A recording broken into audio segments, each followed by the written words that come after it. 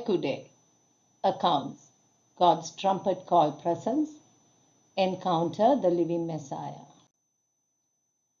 Accounting of all donations.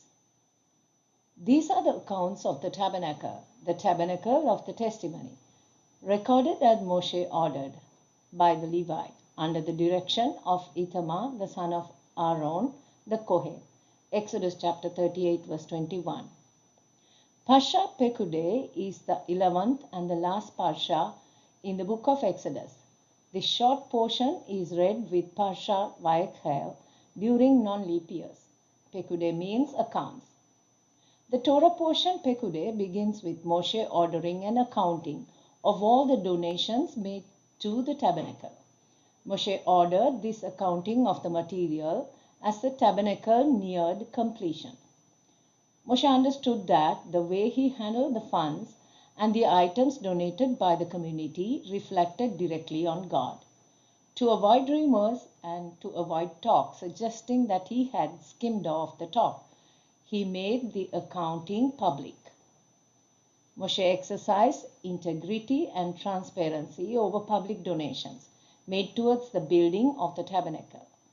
Moshe set an example for the ministers and congregational leaders as to how they too must be responsible for any donations that pass under their control. Good stewardship and financial accountability are essential questions for the ministry in the kingdom of heaven. Moshe made an accounting of all the donations contributed to the tabernacle. Messiah too will make an accounting of contributions made by the believers for the kingdom.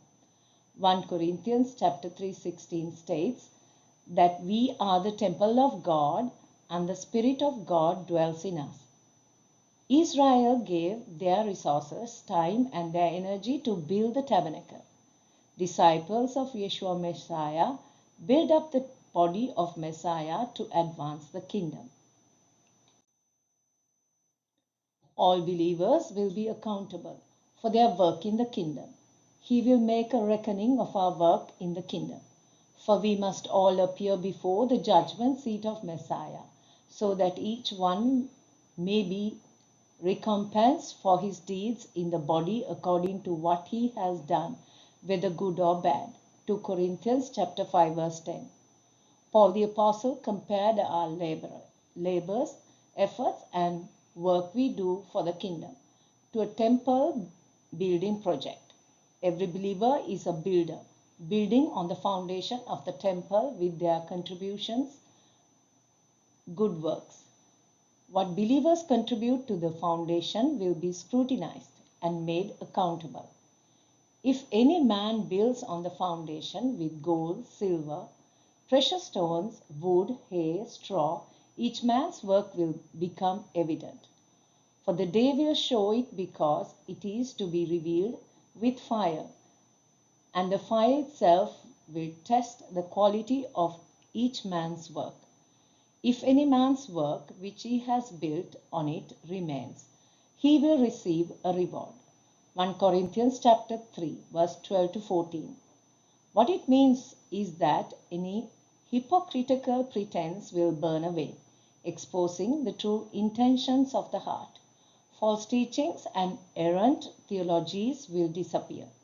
As Yeshua HaMashiach said, many who are first will be last, and many who are last will be first. Matthew chapter 19 verse 30.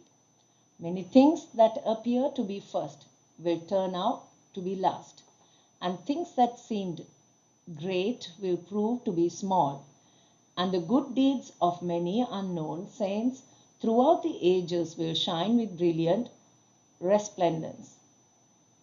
If a man's contributions to the kingdom do not pass the test on the day of accounting, that man will suffer loss, but he himself will be saved, yet so as through fire.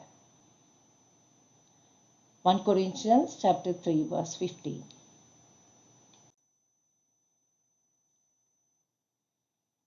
Sanctuary above, sanctuary below. Exodus chapter 38 verse 21, we see a repetition of the word tabernacle, the tabernacle of the testimony, recorded as Moshe ordered by Levi under the direction of Ithamar, the son of Aaron the Kohen. This alludes to the relationship between the earthly sanctuary and the heavenly sanctuary. The physical sanctuary on earth is a copy of the shadow of spiritual dwelling place of God in the heavens. Prophet Jeremiah in Jeremiah chapter 12 verse 12 states, "A glorious throne on high from the beginning is the place of our sanctuary." In this he connects the sanctuary below with the sanctuary above. The glorious throne corresponds directly to the place of the sanctuary on earth. This refers to the sanctuary which is directly opposite the place of the residence of God's glory. Rabbi Shimon Bar Yochai said, "This tells us that the sanctuary below stands opposite to the sanctuary above, as it is stated in Exodus chapter 15:17, the place, O Lord, which you have made for your dwelling, the sanctuary, O Lord, which your hands have established." Do not read Mahon, place, but Mehoan, directly opposite. Similarly, it is believed that the heavenly tabernacle is directly opposite the lower Jerusalem of this world.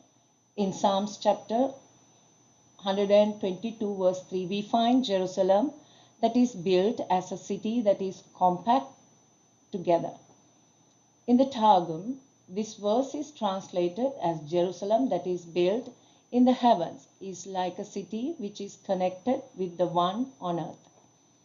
This teaching is found in the book of Hebrews. In it, the writer says that the temple of Jerusalem reflected the supernatural temple in heaven. Hebrews chapter 4 verse 4 to 5 refers to the earthly temple as a copy of a shadow of the heavenly things, a mere copy of the true one. For Christ has not entered the holy place made with hands, which are copies of the true, but into heaven itself, now to appear in the presence of God for us. Hebrews chapter 9 verse 24. Messiah and the priestly garments.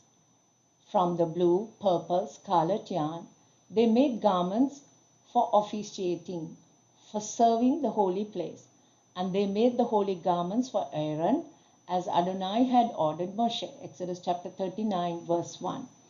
The priestly garments allude to the priestly stature of Messiah. The garments of blue, purple, scarlet, and gold allude to the royalty of the Messiah. Fine linen symbolizes his purity. The names of the 12 tribes of Israel was on the shoulder of the high priest. The names